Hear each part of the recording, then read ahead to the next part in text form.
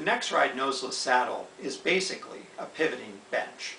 A bench because you want to support your weight directly on your sit bones, which were engineered specifically to support the human body. The problem, of course, with a bench is that it doesn't necessarily make for very effective pedaling. The big idea behind the Nexride saddle is that the bench pivots plus or minus about 10 or 15 degrees, which allows the bench to get out of the way when the rider's thigh extends on the downstroke. If you put those two things together, a bench and a pivot, you get a seat structure that supports the rider very comfortably, but also very safely by avoiding pressure on delicate nerves and arteries.